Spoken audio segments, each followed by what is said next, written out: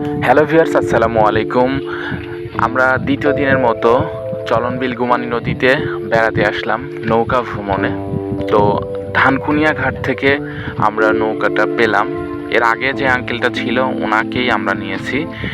তো ওই জায়গা থেকে ওঠার পরে নদীর মধ্যে আমরা এখন আছি। তো আপনারা এই যে ছোট ছোট নদীর যে ঢেউর এই দৃশ্যগুলো দেখার পরে আপনার মনটা যদি খারাপ থাকে তাহলে খুব সহজেই এই দৃশ্যটা দেখলে মনটা আনন্দে ভরে উঠবে এবং মনটা ভালো হয়ে যাবে।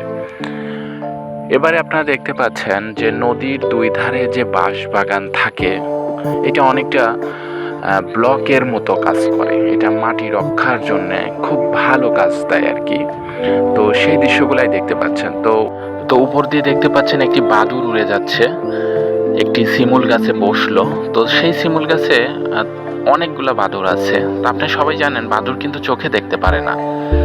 তো বাদুড় আসলে শব্দ উৎপন্ন করে এবং সেটার যে প্রতিধ্বনি তার কানে যায় সেটার মাধ্যমে সে চলাফেরা করে। আর শব্দ উৎপন্ন করে বাদুড় হচ্ছে 1,00,000 হার্টজ, যেটা মানুষের শ্রবণ সীমার বাইরে। মানুষের শ্রবণযোগ্য সর্বোচ্চ সীমাটা হচ্ছে 20,000 হার্টজ। তো এটা হচ্ছে সায়েন্স। তো যাই হোক, নৌকা এগিয়ে যাচ্ছে এবং আমরা একটা নৌকাতে একটা ব্যক্তিকে দেখতে পাচ্ছি। ইনি হচ্ছে নৌকাতে দাউন দিচ্ছে। এটার আঞ্চলিক ভাষায় এটাকে মাটিয়া দাউন বলা হয় আর কি।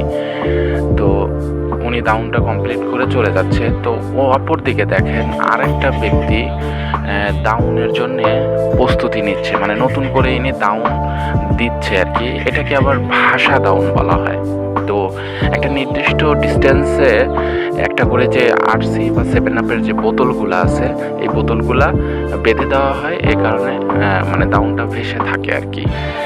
তো চলনবিল এলাকায় নতুন পানি আসলে এটা একটা মানে মাছ মারার অন্যতম উপায় হয় এবং একটা মানুষের ইনকামের একটা মাধ্যম হয় আর কি। চলনবিলে পানি আসাটা অনেকের জন্য আসলে ইনকামের একটা মাধ্যম। যেমন আমাদের যে আঙ্কেলকে দেখতে পাচ্ছেন, এই চলনবিলে পানি আসার কারণেই কিন্তু আমরা ঘুরতে বের হয়েছি এবং আঙ্কেলের একটা বাড়তি আয়ের একটা উপার্জনের বিষয় হয়ে দাঁড়িয়েছে।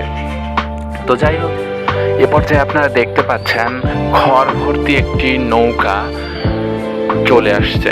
তো এটা আসলে নদী এলাকায় হরহামেশাই ঘটে, মানে প্রতিনিয়তই ঘটে।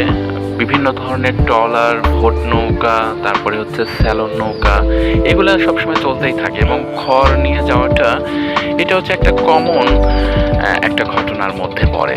আপনারা দেখেন কত সুন্দর একটা ডিজাইন করে তারা খড়গুলো এক জায়গা থেকে আরেক জায়গায় নিয়ে যাচ্ছে। আর এই ওনারা যেদিকে নিয়ে যাচ্ছে সেটা হচ্ছে যমুনার দিকে। তো যাই হোক, কোনো একটা জায়গায় তারা নিয়ে যাচ্ছে।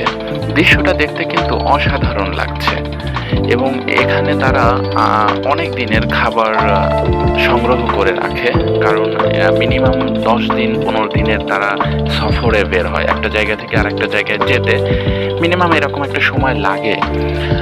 আর বিভিন্ন ধরনের নৌকা দেখতে পাওয়া যায়। দেখেন এই জায়গায় একটা নৌকা দেখা যাচ্ছে, এটা যাত্রীবাহী একটা নৌকা। এক জায়গা থেকে যাত্রী নিয়ে আরেকটা জায়গায় বিশেষ করে যায়।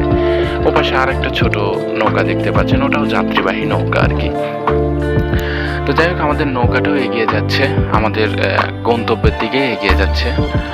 আর এটা চলনবিলের যে নদী এলাকার মানুষগণ দেখেন নদীর পাশেই বাড়িঘর করে। তো এটা অনেকটা রিস্কও বলা যায়, মানে প্রতি বছর ভাঙন হয়, একটা চেঞ্জ করতে হয়, বিভিন্ন ধরনের সমস্যা থাকে আর কি।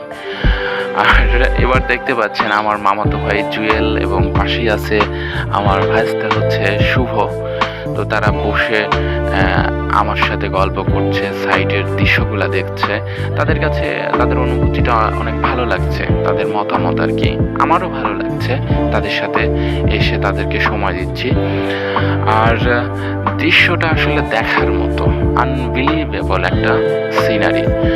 তো একটা নদীর মধ্যে আমরা বসে আছি এবং চারপাশে ছোট ছোট ঢেউ, চারিপাশের যে ন্যাচারাল দৃশ্যগুলা, এটা আসলে যে কোনো ব্যক্তিরই মনে আকর্ষণ করবে আর কি।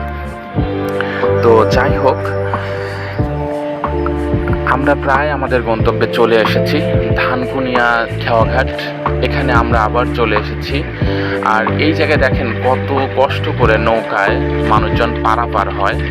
এটা আসলে অনেক কষ্টের একটা ব্যাপার। আর এখানে দীর্ঘদিনের একটা দাবি ছিল যে ধানকুনিয়া খেয়াঘাট থেকে বিন্নাবাড়ি যে পয়েন্টটা, এই জায়গায় যদি একটা আপনার ব্রিজ নির্মাণ করা যেত, তাহলে লাখ লাখ মানুষের এখানে কষ্টের সমাধান হতো আর কি।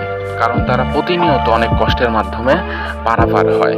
বিভিন্ন জিনিস তারা নিতে পারে না, অনেক কিছু আছে, নেওয়াতে তাদের কস্টিংটা অনেক বেশি বেড়ে যায়।